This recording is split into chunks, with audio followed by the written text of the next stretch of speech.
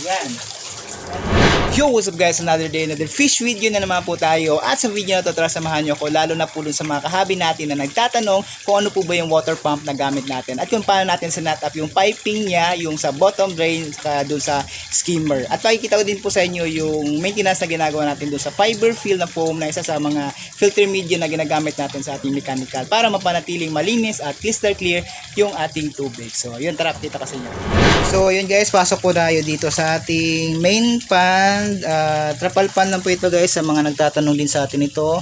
May complete video tayo ng pagka-setup po natin ito from naghukay po tayo hanggang sa naglagay ng pan liner itong trapal at saka sa pagpiping at paggawa ng ating filtration system. Complete setup po nandito po sa ating channel, check nyo lang po dyan.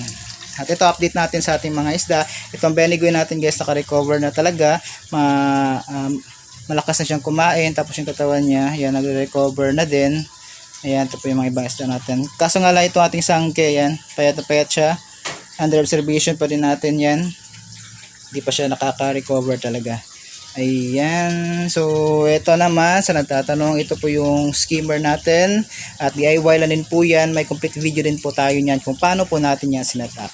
At kung mapapansin nyo guys, itong ating pan, medyo di pa siya ganun ka crystal clear ngayon. Kasi mga ilang weeks na di pa natin napapalitan yung nasira na UV light, pero goods pa naman, kita din naman sila. At nag-mature na din talaga itong trapal natin guys, kasi ayan, napakalami ng lumot sa wall. Yan, kinakain din yan ng mga alagang koi natin. Maganda din yan for their health, for coloration nila. At ayan po yung pump natin, iaahon po natin yan mamaya. Pero punta po muna tayo dito sa ating filtration system. Ito po yung first layer ng ating filtration guys. Yan. Ito po yung fiber fill. Kung gusto niyo pong bumili nito, pwede po kayong pumunta sa mga malapit na bilihan ng foam dyan sa lugar nyo. Pero kung wala naman, may link tayo dyan na pwede nyo pong pagbilhan itong fiber fill na foam. Maganda yan guys kasi by meter at makaka-save po kayo sa pagbili po nito. At napakabisa po talaga nitong pangsala ng dumi guys. At pwede pa naman ito magamit ng mga ilang beses, depende po sa dumi niya. Ito, pangatlong beses ko na ito nagamit ngayon, pinuhugasan ko lang. Yung palatandaan natin dito pag di na siya pwede gamitin is pag winash natin na ano siya, na napuputol na siya. Pero ito, goods pa naman siya kasi nalabhan natin at okay pa naman, di pa naman siya nadudurog-durog yung foam natin. So ngayon, set up ko na po muna dito para mapakita ko sa inyo yung ating pump. Tinatanggal ko lang po ito guys, tapos winawash lang natin ng tubig. Kung may pressure washer kayo, mas maganda yun. Tapos binabalik lang natin din. So kung paano natin siya tinanggal, ganun din yung pagkakabalik natin. Ayan, ganyan lang yung setup niya. Ayan guys, natanggal lang siya sa ilalim. Oops. Yun o. Grabe yung lumot mo guys.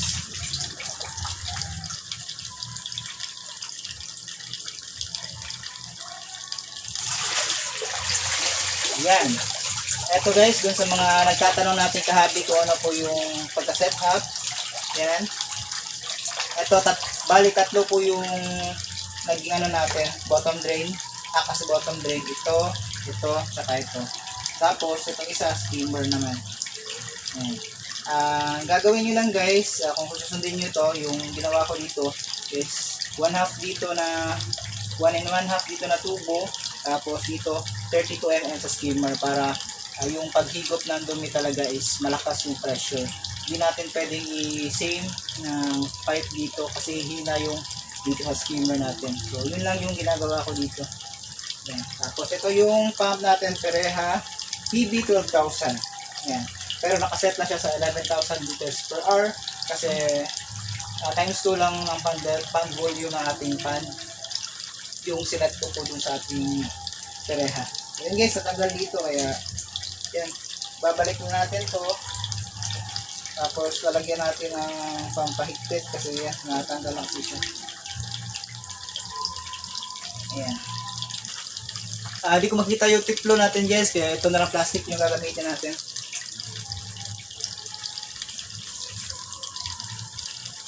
So yung gagamitin natin na pampasikip.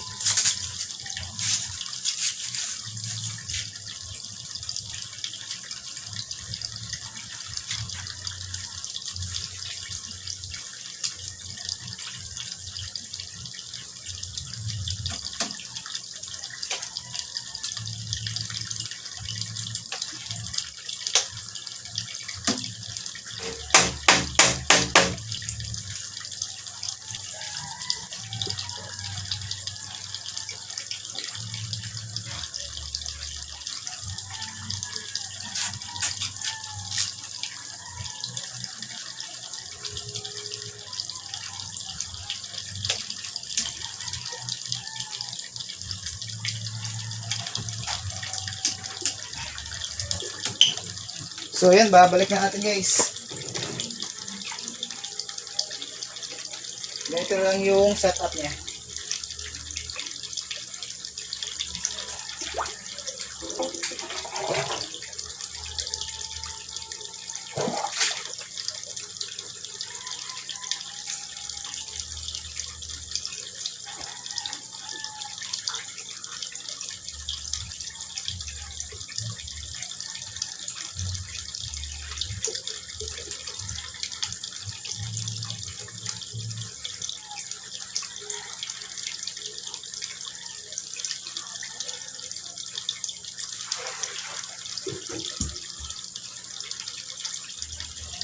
Yan.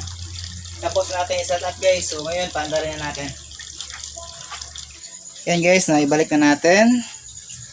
Yan. So ngayon, i-on na natin tong pump natin.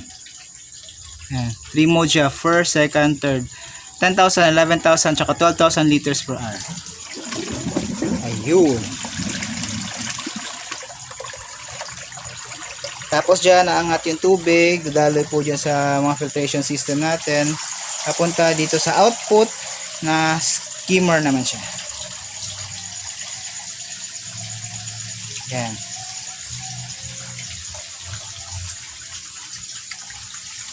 Oh, sorry. Spillway pala. Ito pala yung skimmer.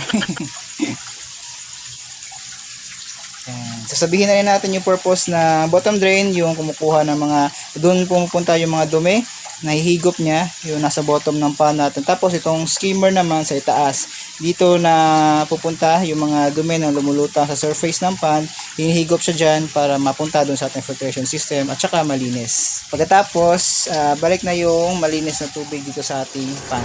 So yun lang mga kahabi, maraming salamat sa panonood. Thank you and see you po ulit sa mga susunod na video natin. Happy fish keeping! Peace out!